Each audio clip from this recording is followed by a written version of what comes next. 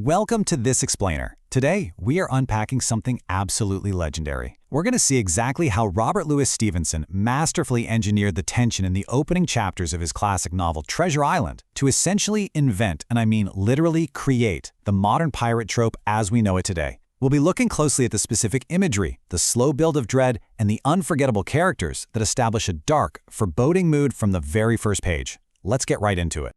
So the story kicks off with the incredibly atmospheric arrival of a man simply known as the Captain. Picture this. He comes plodding up to the quiet, isolated Admiral Benbow Inn, with his sea chest following behind in a hand barrow. The text describes him as a tall, strong, heavy, nut-brown man. He's got this tarry pigtail falling over a soiled blue coat, scarred hands with black, broken nails, and a dirty, livid white saber cut right across one cheek. I mean, this image instantly screams classic adventure, doesn't it? He's this scarred, rum-soaked figure who just completely shatters the peace of this rural coastal inn. And right along with that terrifying presence, he introduces what is arguably the most iconic sea shanty in all of literature. He totally dominates the inn, demanding rum and forcing the trembling country folk to sit there and listen to his dreadful stories of hanging, walking the plank, and wild deeds on the Spanish Main. Stevenson tells us the house would literally shake as he forced these terrified neighbors to sing along. 15 men on the dead man's chest, yo-ho-ho, and a bottle of rum. It establishes this deeply dark, foreboding mood. People were frightened for sure, but as Stevenson notes, it was actually a fine excitement in an otherwise quiet country life. Now, this brilliantly illustrates how Stevenson structured the opening of the book. We can think of it as an escalation of intrigue. The tension doesn't just explode all at once. No, it slowly, agonizingly builds up. First, for months, the heavy, silent lodger dominates the inn. Then, on a bitter January morning, the outside world breaches this sanctuary when a pirate named Black Dog attacks. And finally, the very next afternoon, the ultimate terror arrives when Blind Pew delivers a deadly summons. Basically, external forces are gradually, unavoidably invading this once quiet space. But let's rewind to those first quiet months, because the captain is consumed by extreme paranoia. He takes young Jim Hawkins, the innkeeper's son, aside and strikes a deal. He pays Jim a silver fourpenny on the first of every month for one specific terrifying job, to keep a weather eye open for a seafaring man with one leg. This mysterious, nightmarish figure totally haunts Jim's dreams. In his nightmares, this one-legged man chases him over hedge and ditch, becoming the ultimate unseen phantom of the story. It's basically the 19th century equivalent of checking under the bed for monsters.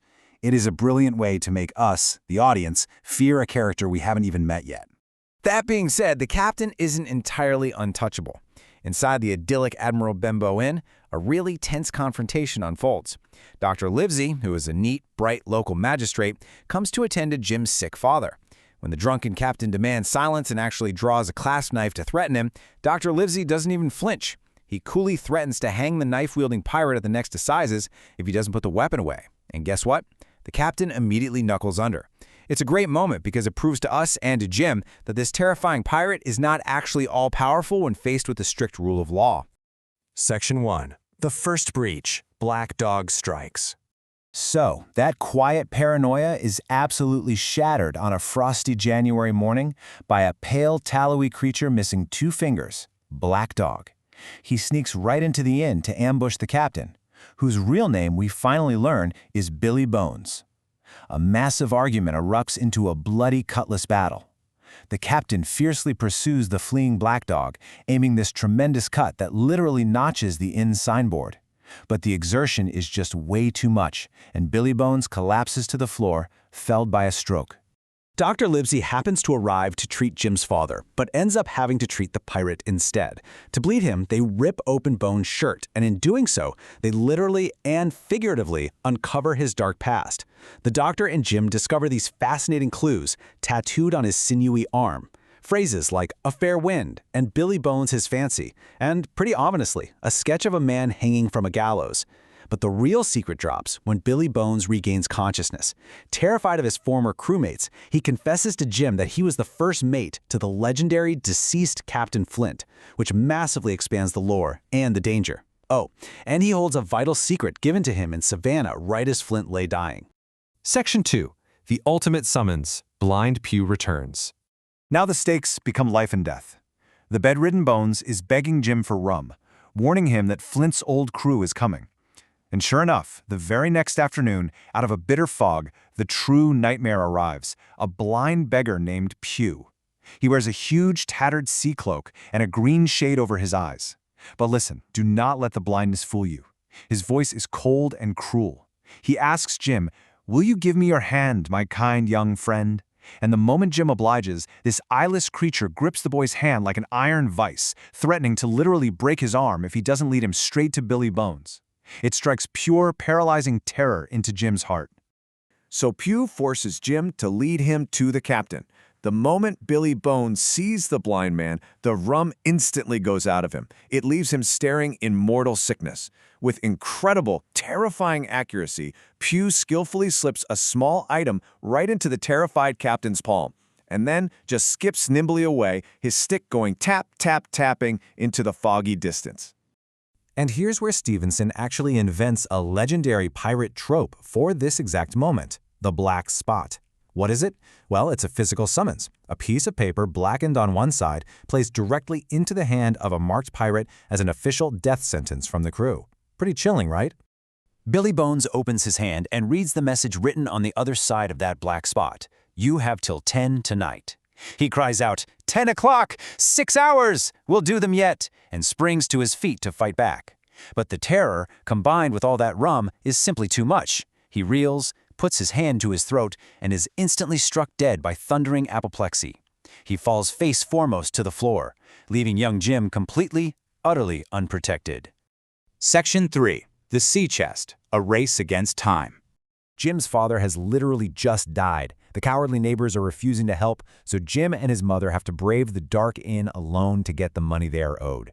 They find the key around Bones' neck, throw back the lid of the chest, and frantically dig through the dead pirate's past.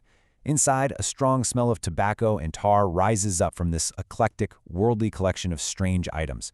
We're talking a quadrant, a tin cannikin, a brace of very handsome pistols, bar of silver, an old Spanish watch, and curiously, 5 or 6 West Indian shells.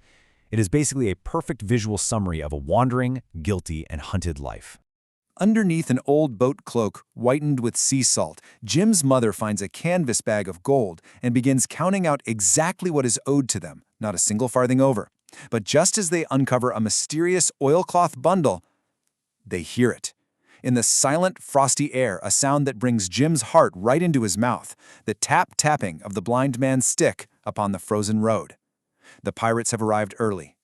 Jim and his mother barely escape with their lives, fleeing the inn just as the pirates breach the doors. But in his rush, Jim managed to grab that mysterious oilcloth bundle. When he finally opens it up in the safety of Dr. Livesey's home, the true prize is revealed, a meticulously detailed map, complete with latitude, longitude, and soundings, marked with 3 crosses in red ink. It is the map to Captain Flint's buried gold. Stevenson weaves an absolute masterclass in suspense here, showing us that the real treasure isn't just the gold, but the thrilling, dangerous journey to find it. So, I'll leave you with this. What secret was worth a captain's life? And after seeing how perfectly this trap was set, are you ready to follow the map? I really hope this explainer gave you a fantastic new perspective on this classic tale. Until next time, keep your weather eye open.